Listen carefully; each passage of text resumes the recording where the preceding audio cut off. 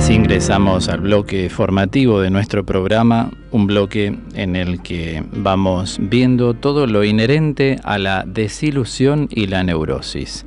Un ciclo que viene iluminando, como cada ciclo formativo, la vida de los creyentes que vamos de la mano hacia la plenitud del amor que es el Señor, ciertamente. Bueno, vamos a ubicarnos entonces, ya que he estado 2 semanitas ausentes, predicando los 2 retiros a 2 congregaciones religiosas de hermanas, las Siervas de San José, y también a las hermanas carmelitas de la Caridad de Vedruna. Les mando un beso a todas las que me están escuchando, junto a todas las congregaciones. En este ciclo que retomamos hoy en el año 2011, estuvimos tratando de discernir si es lo mismo hablar de una vida actualizada que de una vida renovada. Y dijimos que el término actualización y renovación no es exactamente lo mismo, ya que la actualización toca el aspecto periférico de una realidad. En cambio, el verbo renovar apela a un cambio interior, más que periférico. Entonces es el núcleo central de lo que es la vida. De ahí se entiende entonces que una vida actualizada no podemos decir que es exactamente una vida renovada. La renovación interior del hombre siempre se da desde el plano de la fe, en conjunto con su psicología, es decir, con sus pensamientos, con sus sentimientos, que van ya revistiéndose de esa presencia de Dios. Y para hablar de presencia de Dios, dijimos que conviene reunir 3 puntos de contacto y a su vez de diferenciación, y en estos puntos sí poder atisbar si verdaderamente estamos de la mano de Dios en la vida, o estamos un poco perdidos, o bien estamos caminando de la imagen de un Dios hecho a nuestro modo. Sería una imagen muy antropológica de Dios. Y la imagen de Dios, como lo sugiere el nombre, es teológica. Y uno en la vida vive en función de la imagen de Dios que tiene. En términos muy sencillos, cuando una persona tiene una imagen de un Dios que castiga, de un Dios que se va a vengar, o sea que es vengativo, ciertamente la vida de ese ser humano está en una crisis constante. No va a poder moverse por la fe porque, primero, que no es la fe verdadera. La fe verdadera es la fe del amor y en el amor de Dios. Esa es la fe que va a estimular, que va a poner de pie, que va a incentivar a ponerse en el camino, que va a conducir hacia la casa del Padre, con una mirada que podríamos llamar una mirada bien escatológica. Y aquí me permito hacer una diferencia entre lo que significa bíblicamente la mirada apocalíptica de lo que es la mirada antropológica. La mirada apocalíptica se da en aquellos creyentes que desvalorizan la tierra, desvalorizan el mundo y solamente tienen en cuenta la eternidad. Jesús es un hombre que valorizó mucho el mundo y lo valorizó de tal manera que en su catequesis primera y más importante, que es el conjunto de bienaventuranzas que él pronunció, él va a decir: felices los que acá, o sea, en este mundo, en esta tierra, logran tal cosa, porque allá, en la eternidad, lograrán tal otra. O sea, la mirada apocalíptica desconsidera lo que es la vida en el mundo, el lugar que tenemos en la tierra. Por eso toda la literatura apocalíptica se va a centrar en que acá las cosas no sirven, solamente allá realmente van a servir. Por eso se habla de esa frase: tierras nuevas, cielos nuevos, todo nuevo, porque lo de acá se desvaloriza. En vez, Jesús no enseña esa mirada esa mirada del movimiento apocalíptico que duró 4 siglos, 2 antes de Cristo empezó y finalizó en el siglo II después de Cristo. Por eso digo, duró 4 siglos. La visión de Jesús es una visión escatológica. La visión escatológica valora las cosas del mundo, entiende que Dios nos envía al mundo para que vivamos, para que tengamos vida, y conforme con lo que nosotros vamos, digamos así, dibujando dentro de lo que es la existencia humana, en la eternidad gozaremos de un mayor o un menor beneficio en cuanto a presencia viva de Dios.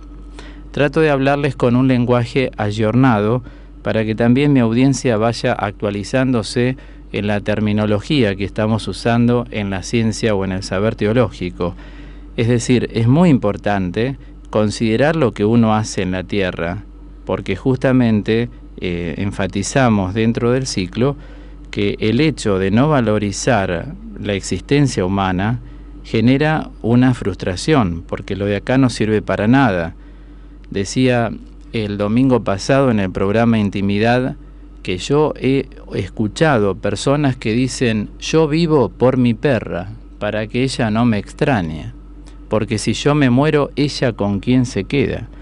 O sea, que una persona tenga que encontrar un sentido por su perrita, ¿no? Y seguir viviendo. Qué lástima que no sigue viviendo por otros valores. Incluso hasta gente que ha tenido hijos. Yo los he escuchado con mis propios oídos decir eso. Por supuesto que les sugerí una reflexión sobre el tema, para que empiecen a valorar un poco más la existencia humana y saber que la frustración así existencial, como una persona que llega a decir eso, realmente es una frustración que podríamos llamarle alienatoria. Alienatoria porque separa a la persona del objetivo que Dios le ha puesto delante de sus ojos. El objetivo que Dios pone delante de los ojos de los seres humanos es que los hombres seamos felices. Y la felicidad es una tarea interior. Repito, la felicidad es una tarea interior. Nadie es feliz encontrando un paquete cerrado y abriéndolo. Uno contribuye enormemente para poder ser feliz con la felicidad. Pero el proyecto de Dios no es que el hombre venga a condenarse, no es que el hombre venga a sufrir, no es que el hombre venga a frustrarse. El proyecto de Dios es salvatorio. Salvatorio quiere decir que Dios quiere salvar al hombre, no quiere que el hombre caiga en todo eso. Pero, claro, si nuestra mirada es una mirada muy desdibujada del amor de Dios y seguimos con esa concepción de que Dios castiga, de que Dios es justo y por eso va a tomar venganza, la venganza no entra en la justicia de Dios. Dios es justo al modo de Él y solamente Él sabe qué significa ser justo. Nosotros tenemos atisbos bíblicos, atisbos heurísticos, digamos, o sea, de las fuentes en las que bebe la teología acerca de lo que es la justicia de Dios. Pero vuelvo a decir, tenemos atisbos. Atisbos son como flashes, como si fueran relámpagos, nada más de eso. Por eso Dios es el que sabe cómo debe hacer todo y cuándo y de qué modo debe hacer todo. Nosotros tenemos que tratar de evitar, digamos, el pecado, que sería uno de los 3 puntos de contacto que yo enfaticé en el último encuentro que hemos tenido. También el concepto de justificación, saber que la justificación es la superación del estado de pecado. Por eso cuando se dice en la doctrina de la justificación, que ha sido todo un tema teológico muy candente, sobre todo en el siglo XVI, en época contemporánea a Lutero, la justificación no pasa solo por creer, como sostuvo Lutero en su momento, ¿no? Basta tener fe y ya está justificado, o sea, ya superaste, diríamos, el estado de pecado. No, no basta solo con creer. Creer es el primer paso, pero obras son amor y no buenas razones, enseña Santa Teresa. A la luz de San Pablo lo vemos claramente cuando él dice que la fe sin obras es fe muerta. ¿Por qué? Porque la fe solamente se constata a través de las obras de cada uno. Es por ello que Jesús nos enseñó: por los frutos se conoce el árbol. Es decir, fuera del plano de las obras es muy difícil conocer la fe de una persona. Sí es necesario aclarar que cuando nos remitimos a las obras, las personas tienen sus propias obras. Nosotros no tenemos que buscar las obras que nosotros queremos, porque eso es un error, mirar la vida de ese modo. Es algo así como si uno dijera: bueno, fui a la parroquia, el padre tal no me quiso atender, ¿no? Supongamos, porque a lo mejor estaba ocupado o estaba en el baño, o puede estar orando, o puede hacer otra cosa. O sea, también el padre tal es bueno porque yo fui, cuando fui lo encontré y me atendió. Digo, eso es un infantilismo. Yo quiero saber si uno va a un médico y lo atiende así enseguida. No es así. Hay una sala de guardias para ir. Uno va a la guardia si tiene una urgencia en cualquier hospital, porque el médico está atendiendo a otros pacientes o puede estar haciendo otra cosa. En este ejemplo tan, digamos, evidente, estoy tratando de mostrar que cuando uno quiere descubrir las obras que son frutos de la fe de esa persona, no hay que descubrirlas al modo de uno y según los propios intereses, sino que hay que descubrirla al modo de la persona. ¿Cuáles son sus obras objetivamente?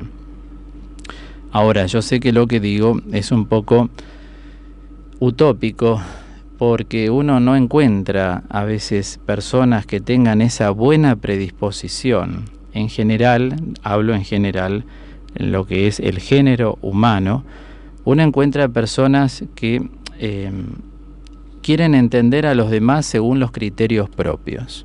Y eso no puede ser. Uno tiene que aprender a entender a los demás y tratar de ver sus obras en determinados gestos, que es lo que se impone ante nuestros ojos. Ahora, no se olviden que Jesús reavivó la fe de mucha gente, pero a pesar de que hizo milagros que la gente pudo ver en Corosaín, en Betsaida y en Cafarnaún, lo veían y decían que no era milagro, que no era, o sea, le sacaron el ser, sí. Por eso Jesús se enoja tanto con estas tres ciudades. ¡Ay de ti, Corosaín! ¡Ay de ti, Cafarnaún! ¡Ay de ti, Betsaida!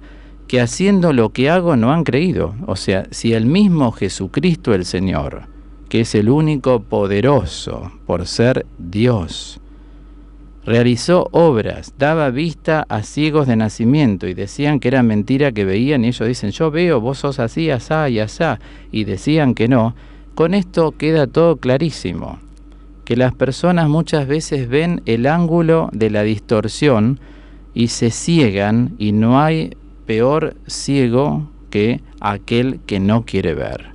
Por eso dice Jesús que un ciego se refiere a la ceguera espiritual, por supuesto, no al no vidente, sino que el que tiene ceguera espiritual no puede guiar a otros, porque está dentro de sí en un cuarto muy oscuro, ¿sí? Bien, por eso el concepto de justificación es un punto muy necesario tener en cuenta. Y además del concepto de justificación, el concepto de santificación, o sea, ¿qué significa ser íntegros, ser felices, ser completos como el Padre Celestial? Bueno, ser completos, como lo expliqué en el retiro del domingo pasado en Santa Julia, significa llegar a la madurez. O sea, cuando la carta a los Efesios habla en el capítulo 4 de lograr la geliquía, dice en griego, que es la maduración, la madurez en Cristo, ahí podemos decir que una persona es íntegra. ¿Y cuándo una persona, podríamos enfatizar, logra la madurez en el Señor? Bueno, la logra cuando desarrolla su capacidad de amar. Ahí está el secreto. ¿Recuerdan a la mujer que se había ido un poco del camino, ¿no? Cuando evidentemente dice la Escritura en la mujer adúltera, sus pecados, sus numerosos pecados, han sido perdonados porque ha demostrado mucho amor. O sea, cuando uno desarrolla la capacidad de amar, allí estamos hablando de santidad. Allí estamos hablando de completamiento. Allí estamos hablando de integralidad, ya que el verbo, del cual proviene, hasta llegar al adjetivo, sean teleios como el Padre Celestial, Mateo 5:48, nos está hablando de ser completos, íntegros, como el Padre Celestial. Y uno llega a la completez de la vida cuando sabemos verdaderamente que estamos desarrollando todo nuestro potencial amoroso. Y el potencial amoroso es una vivencia subjetiva. Uno puede proponer amar, pero no todos llegan a entenderlo, ¿no? Por eso creo que un elemento fundamental que podríamos decir legitima el amor inconmensurable de Dios hacia nosotros es el llamamiento a la santidad. Tomar conciencia que la santidad en sí misma es bella y digna de ser admirada, provoca en cualquier creyente la admiración. Pero más que detenerme en la santidad en este momento, quisiera que todos ustedes, la audiencia, coloque su mirada en que la santidad es un llamamiento de parte de Dios.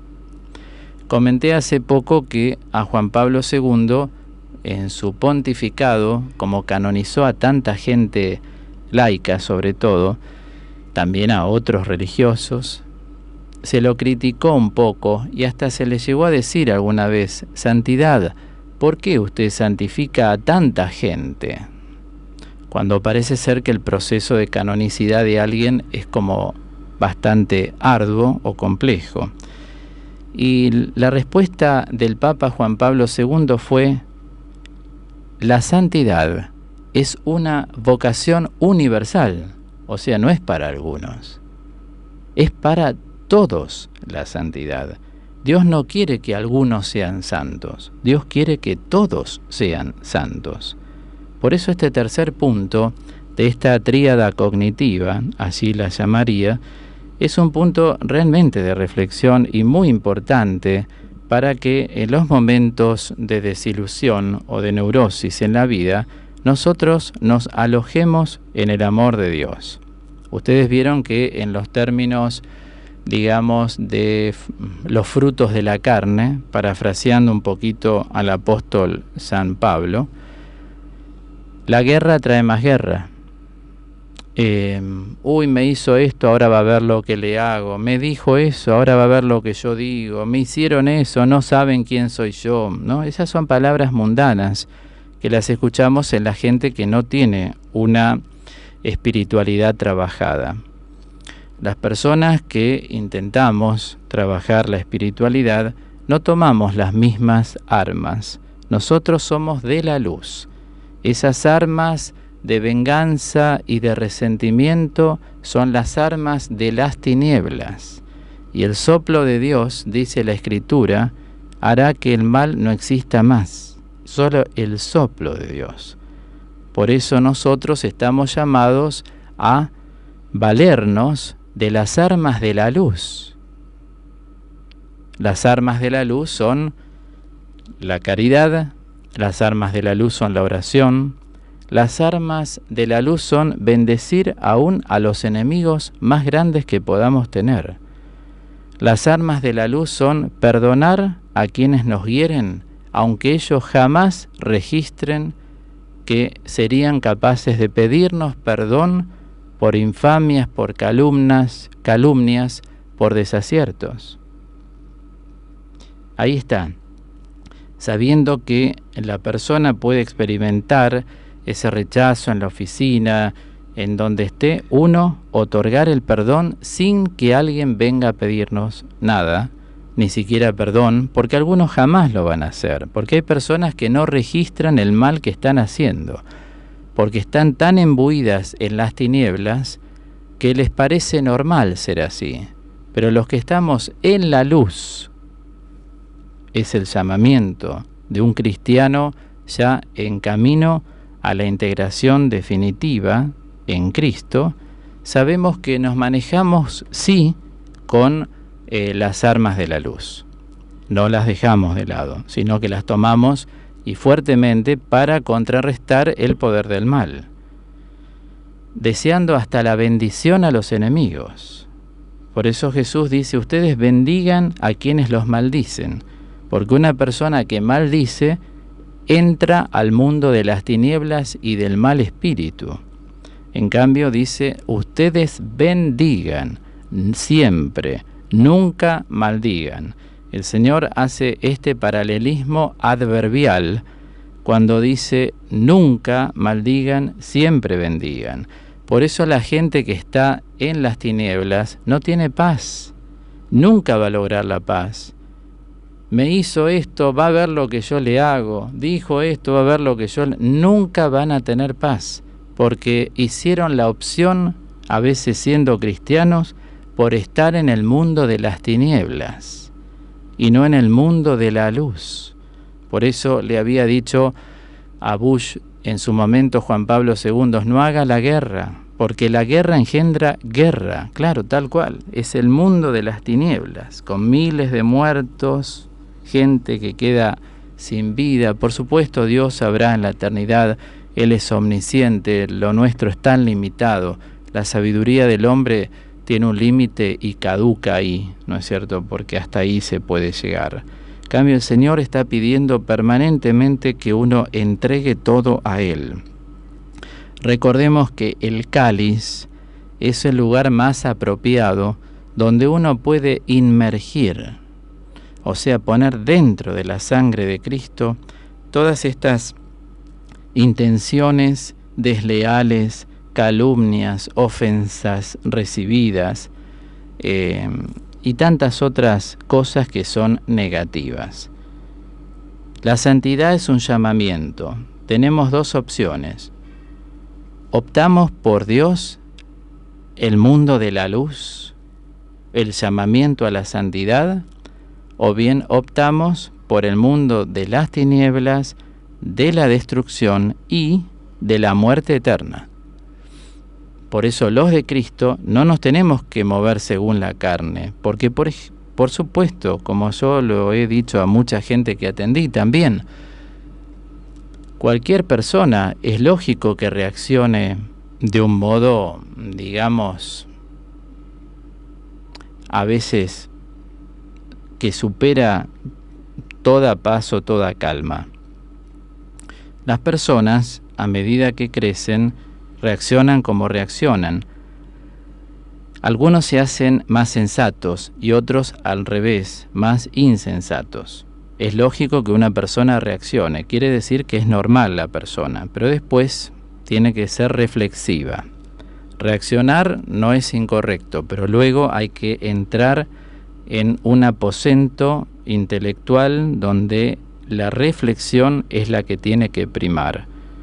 Ese cómo puede ser, no traten de contestar más las preguntas, porque hay cosas que son así y están dadas de esa manera.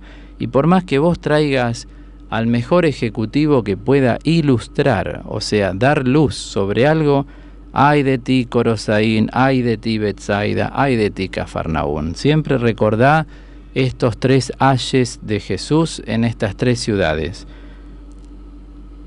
Cada uno sepa muy bien cómo está su conciencia delante de Dios.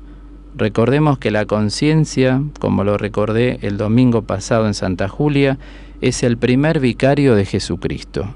Por lo tanto, si la conciencia está bien de la mano del Señor, ya está. El que se excusa, se acusa. No hay que excusarse cuando no corresponde. Esto es fundamental tenerlo en cuenta en la vida y mantenerse firmes en esa tesitura. Pero no optemos por la opción que les traje a colación, en primer lugar, el mundo de las tinieblas, el mundo de la carne. Si alguien dice, pero yo reacciono, está muy bien, la reacción es lógica, pero después agárrate de Cristo y de la luz, de las armaduras de la luz. La ley del talión no entra para los cristianos, el ojo por ojo y diente por diente. Y vemos realmente las cosas maravillosas, ¿no?, que hace Dios, porque Dios ve todo, es omnisciente, conocedor de toda acción. A Dios no se le escapa una coma. En Dios no existe desorden. Dios es la armonía perfecta. Y en la boca de Jesús lo vemos como Él quiere que uno confíe en ese Padre que evidentemente cada día promueve al hombre tomarse de la enseñanza de su Hijo.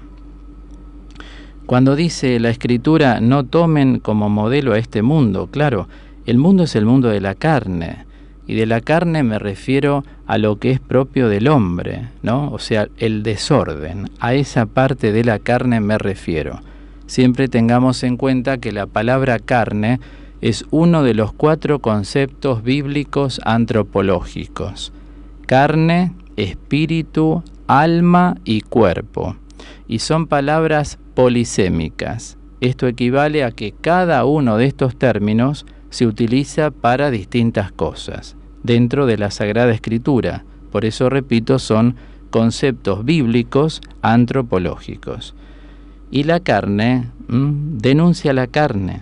Por eso nosotros tenemos que entrar en un camino de espiritualización. Si uno se queda con los frutos de la carne, se va corrompiendo en la vida, en el mundo. El hombre nuevo, que sería el hombre santo, prioriza ser como Jesucristo, que es estar fuera de la norma común.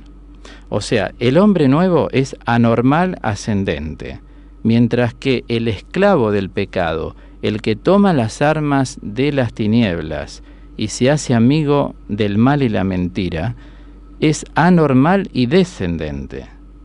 Todo pasa en la vida, nosotros pasamos también y nos vamos a la eternidad. Por eso hablamos de los frutos que hay que dar, no son los de la carne, sino que de nuestro lado tienen que haber frutos del Espíritu.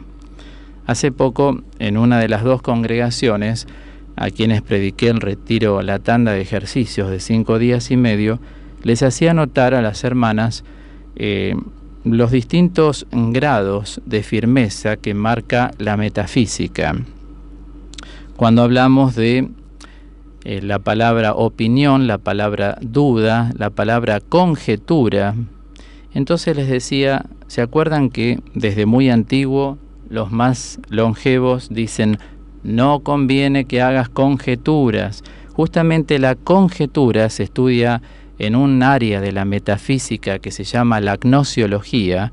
La gnosiología se encarga de estudiar al hombre que conoce, no es la epistemología que estudia el conocimiento, sino que la gnosiología estudia al hombre que conoce. Y ahí se sostiene que la conjetura está entre la duda y la opinión. Entonces, cuando las personas hacen conjeturas, siempre están manejándose en el mundo de la duda y de la opinión, que son mundos muy hipotéticos en cuanto a lo que hace la esencia del alma. La esencia del alma siempre se reserva su intimidad. Por eso nunca una persona tiene que revelar un secreto de otra persona. Eso es una falta grave. Cuando uno conoce la vida de una persona, un secreto de una persona, desde una infidelidad a nivel afectivo, como puede ser otra cosa, siempre sepamos que lo que es de uno le pertenece a uno y no a otros. Entonces nadie tiene que meterse con la vida de nadie. Esto es esencial tenerlo en cuenta. Mucha gente me hizo hincapié, incluso las religiosas en los 2 retiros, y muchos de ustedes también que me han escuchado decir esta frase que ha sido de gran alivio para muchos. y es que cada uno hizo lo que pudo y cómo pudo en la vida. Esto es muy importante tenerlo en cuenta, dado que nosotros estamos sujetos a circunstancias y nadie pierde energía, no desperdiguemos energía con personas que viven según el mal y la mentira y los frutos de la carne. Nosotros tenemos que tomar las armas de la luz, somos de la luz y nos manejamos con la luz. Por eso es importante, cuando uno ha atendido a tanta gente, ¿qué es lo que siente tu alma? Delante de Dios. Desnuda tu alma delante de Dios. Y así actúa. Tené tu margen de libertad. No seas un ser tan estructurado que jamás te has dado el permiso de nada en la vida. Sé un ser organizado, porque el orden proviene de Dios. Dios es orden. Pero otra cosa es inflexible. Esa inflexibilidad del corazón es demoliente para una persona. El organizado, en cambio, se da ese espacio de inflexión dentro de su mente para dar vuelta a las cosas. En cambio, el estructurado es muy neurótico. La estructura, ahora lo digo, es una de las cosas que hay que tratar de desmoronar dentro del psiquismo humano, porque el estructurado no admite cambios, no admite modificación, y en la vida hay que tener una cierta flexibilidad para que la actualización y la renovación interior también vaya entrando en la vida de cada uno de nosotros. Y así vamos avanzando en nuestra historia personal y en la historia universal a la que pertenecemos cada uno de nosotros. Bueno, yo los dejo entonces hoy con las puertas abiertas para que cada uno empiece a pensar qué caudal de estructura psíquica tiene y sepa que en un mundo pluriforme necesitamos ser heterodoxos. El heterodoxo maneja la pluriformidad, por eso se puede mover en distintos ambientes. En cambio, en un sentido estricto de la palabra, el ortodoxo solo tiene una sola mirada respecto de una sola cosa, y las cosas son según uno puede adaptarlas también, porque uno no puede incidir ni invadir a las personas, menos la voluntad de las personas, menos el juicio de las personas, menos la modalidad de la persona. Es como si uno le dijera a alguien, bueno, vos tenés que quedarte de pie después de la comunión, no te arrodilles, ¿no? Y bueno, pero si el obispo nos enseña aquí en Buenos Aires a permanecer de pie a todos, pero en ningún momento hubo una prohibición para que una persona después de comulgar se coloque de rodillas. Entonces también hay que ser flexible y respetar que cada uno, dentro de lo que no es estrictamente parte de la asamblea ritual, la persona tenga ese espacio también. Si quiere hacer su anonadamiento frente a Dios, se ponga de rodillas después de comulgar, por supuesto, y pueda tener su encuentro con Dios a su manera, ¿no? O sea, digo, la flexibilidad es necesaria para todas las cosas de la vida. La persona inflexible, véanlo a través de la historia, en gente que pueden conocer. Las personas inflexibles se quedan solas, porque uno puede no adaptar para uno tal cosa, pero sí uno puede entender que a otros le guste esa cosa.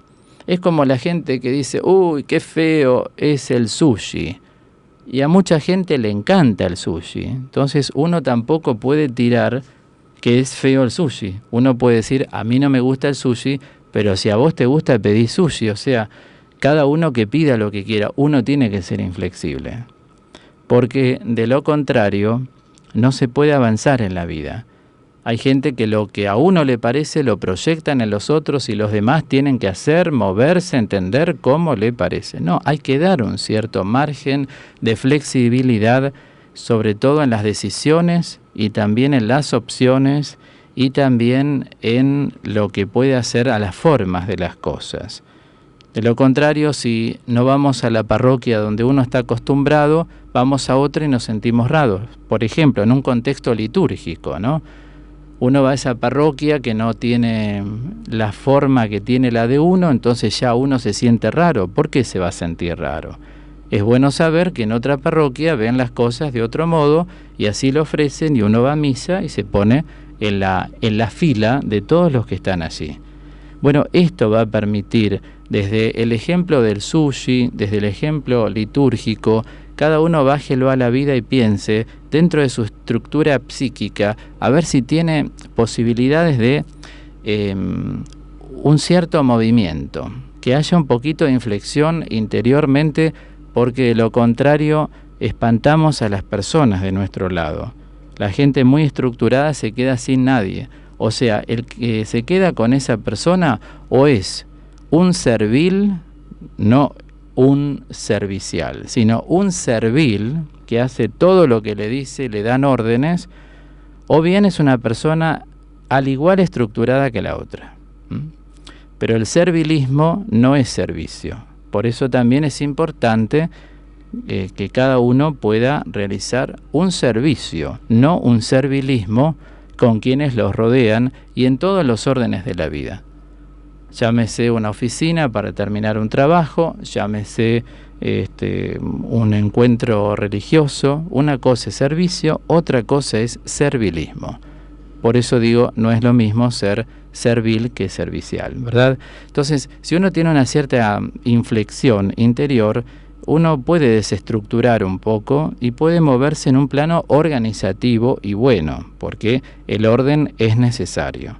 Pero la estructura no admite otra cosa que la de uno. Entonces el yoísmo que va reinando en la persona puede ir en contra, puede aislar mucho y de hecho se ocasiona una neurosis repetida, ¿no? O sea, muy recurrente y con características de mucha desilusión, porque hay gente que si uno no está de acuerdo se desilusiona enseguida y uno puede no estar de acuerdo con algo. No hablamos de los contenidos de la política o de la fe o de los proyectos laborales y o pastorales, sino hablamos más bien de las formas, porque los contenidos son únicos, ¿no es cierto? O sea, en base a estos contenidos tratemos de movernos y ver qué formas podemos adaptar.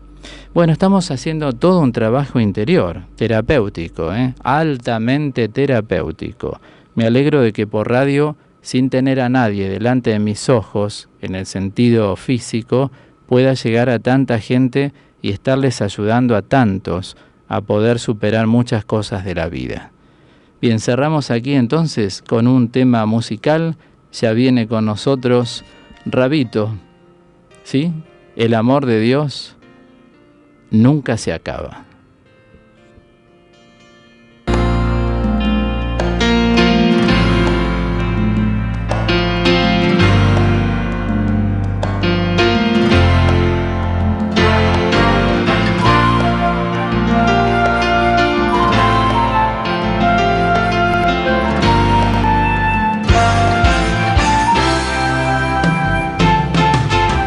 Te contaré una historia verdadera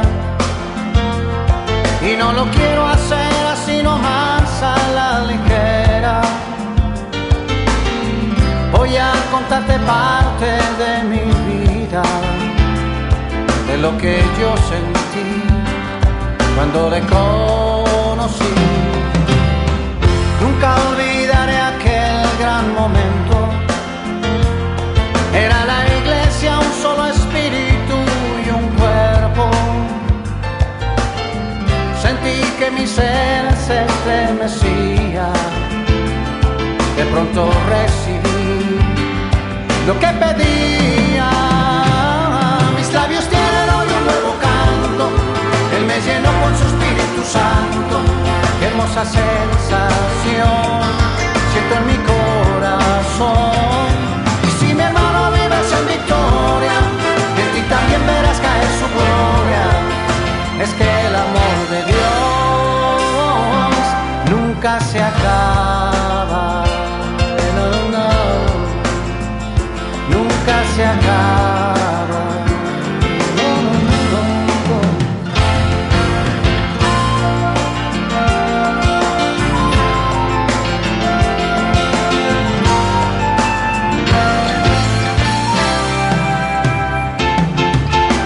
No alcanzo a entenderlo como cambiado. Incomparable es mi nueva vida con mi pasado. ¿Quién puede negar hoy de su presencia? Si un testimonio soy de su existencia. Si quieres también tener lo que tengo, tendrás que dar un paso de fe y recibirlo adentro. Jesucristo vino a darte la vida y a sanarte también de tus heridas. Mis labios tienen hoy un nuevo canto, Él me llenó con su Espíritu Santo. Qué hermosa sensación siento en mi corazón. Y si mi hermano vives en victoria, en ti también verás caer su gloria. Es que el amor de Dios nunca se acaba. Nunca se acaba, mi hermano, nunca se acaba.